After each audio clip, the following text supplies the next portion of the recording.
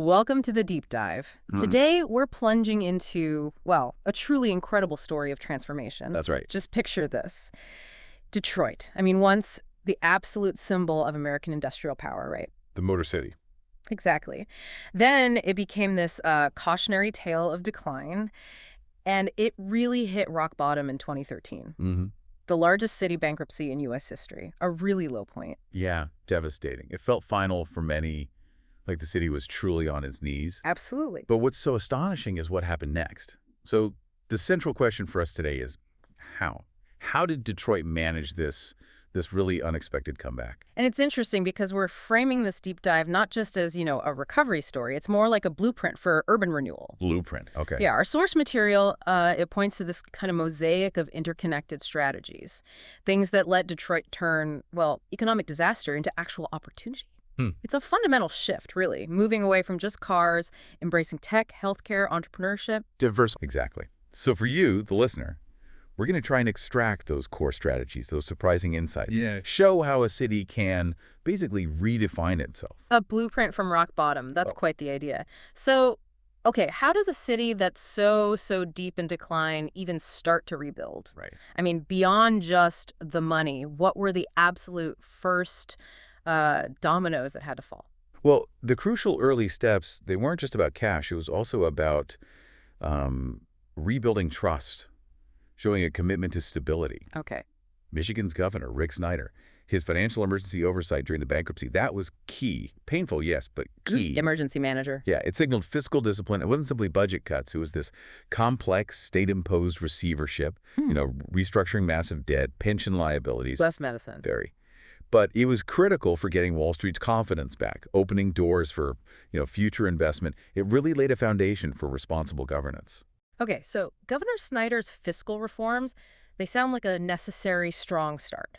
But public initiatives like that, they often need some private sector muscle to really catch fire, right? Oh, absolutely. Was there a specific catalyst there? Or did private investment just sort of naturally follow once things seemed more stable? No, private investment was definitely a critical catalyst. And Dan Gilbert, founder of Quicken Loans, he's often pointed to as a truly pivotal figure. Right, Gilbert, right. Quicken Loans, now Rocket Mortgage. Exactly. His impact was, well, immediate and massive. He moved the Quicken Loans HQ downtown in 2010. Before the bankruptcy was even fully resolved. Just before things get to the absolute crisis point, yeah, but the decline was obvious. And since then, his companies have invested over, $5 billion buying and revitalizing downtown buildings. $5 billion. Wow. It effectively transformed the area, made it this bustling hub for business, for tech. He fundamentally reshaped the urban core, kind of proving there was a future downtown. So while Gilbert's investments were rapidly changing the look of downtown, there was something else happening too, wasn't there? A sort of quiet revolution. We're talking about Detroit's, I think, truly remarkable triumph. The explosion of its startup scene. It's like a whole new economic engine for the city. Indeed. And organizations like TechTown Detroit have been absolutely pivotal in that. TechTown, tell us about that. Well, they're described as an innovation hub, right? But their success isn't just offering support services to young businesses, although they do that very well. Yeah. It's more about actively bridging the gap, connecting entrepreneurs with universities like Wayne State and even with established corporations. Building an ecosystem. Exactly, creating a real ecosystem where ideas can find funding, find mentorship, specifically tailored to Detroit's unique opportunities. And what kind of startups are we seeing? Is it all tech? It's diverse, fintech, clean energy, mobility, which makes sense given the auto legacy biotech too. Right. What's really compelling is how many leverage Detroit's history or its urban challenges. Like turning challenges into advantages. Precisely. Using auto know-how for new mobility stuff or the urban landscape itself as a test bed for, say, sustainable energy projects. And it really speaks to that unique position Detroit found itself in. Ned Stabler, the CEO of TechTown, he put it so well. He said, "We had a chance to create something new from the ground up, which presented a unique opportunity for innovation." That's a great quote. It captures it perfectly. That idea, creating something new from the ground up, born from struggle, it sounds powerful, like a real advantage. But I wonder, does starting from a blank slate, does that also bring its own risks, maybe losing some of the city's original character? That's a really insightful question. And yes, it's a challenge. The freedom is unparalleled. But you have to ensure new development respects the city's history, doesn't just erase its identity. A delicate balance. It is. But I think the potential for truly innovative solutions born out of sheer necessity, often outweighs those risks in a situation like Detroit's. Okay, so we've got this impressive downtown resurgence, this entrepreneurial spark. But that raises a crucial question, the human element. How has this transformation, with all its bright spots, actually impacted the day-to-day lives of the broader population? Did it create new challenges while solving old ones? Yeah, and that's the sobering counterpoint, isn't it, to the whole revitalization narrative. It often is. While downtown is thriving, these systemic socioeconomic challenges, they still loom large for many Detroiters. Yeah. We're talking high poverty rates, educational gaps, persistent racial tensions. Still there. Very much so. You look at neighborhoods like Brightmoor or Gratiot Town, for instance, they grapple with starkly different realities compared to the shiny, revitalized downtown. The tale of two Detroits, as some call it. Yeah.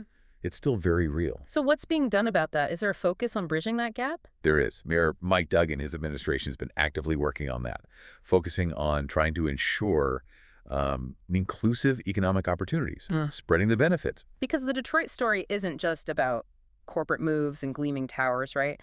For real change, it has to reach the neighborhoods. Absolutely vital. And that's where efforts around community revitalization, especially housing, became so important. You hear about restored historic buildings offering, commercial space, but also affordable housing. Yes, and what becomes really paramount there is the question of equitable development. Is Go it on. fair? Right. There's a quote from John George. He founded the nonprofit Motor City Blight Busters. He put it bluntly. Revitalization must reach every neighborhood, not just pockets of prosperity. Can't just be downtown and midtown. Exactly. It has to be about ensuring the prosperity touches everyone, creating a truly unified city, not two separate ones. And looking towards the future, ensuring that continues, education must play a role. I know there's renewed hope there with the Detroit Promise. Ah, yes, the Detroit Promise. That's significant. Tell us about that. It's a scholarship program. Yes. Basically assuring a tuition-free path to higher education community college or university for city graduates.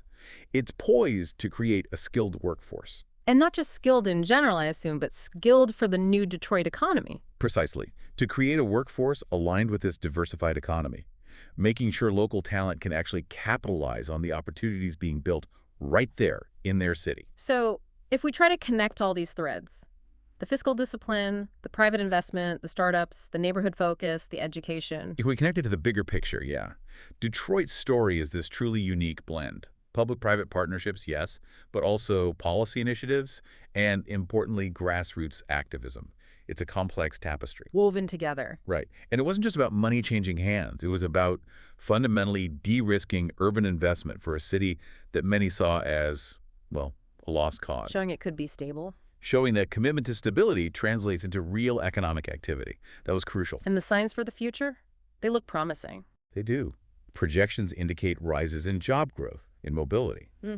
It seems Detroit is firmly placing itself back on the economic map. That's great to hear. And just to underscore that point about support, Goldman Sachs even launched its 10,000 Small Businesses Initiative, specifically in Detroit.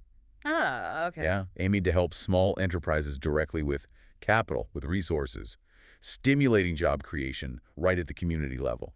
So the lessons here seem profound for other cities, maybe, navigating those similar post-industrial challenges. Absolutely. It really underscores this tenacious drive, and it highlights the crucial need for economic resilience, specifically through diversification. Couldn't agree more. It proves that past struggles can actually forge future strengths. It truly does. Detroit shows that with, strategic investments and a real commitment to inclusivity, a city can emerge not just as some relic of the past, but as a vibrant, innovative space. The insights we can glean from its reinvention, honestly, they could be more enduring, more globally applicable than the lessons from its old manufacturing glory days. It shows the power of adaptive growth. So there you have it, an incredible turnaround story, really, from the depths of the largest municipal bankruptcy in U.S. history to a city that's now buzzing with innovation, and maybe, just maybe, serving as a blueprint for urban renewal elsewhere. And if the story of Detroit shows us anything, I think it's the sheer power of audacious vision, of perseverance, how you can actually rewrite a city's destiny. So maybe something for you to think about. How might this narrative, this story of reinvention and strategic adaptation, apply beyond just cities, maybe to organizations or even personal challenges you might be facing? That's interesting. What enduring value can come from embracing that chance, that maybe scary chance to create something new from the ground up, especially when the stakes feel really high? Powerful thoughts to chew on, definitely. We hope this deep dive into Detroit's transformation has given you some insights to reflect on, maybe see how they might apply in your own world. Keep exploring.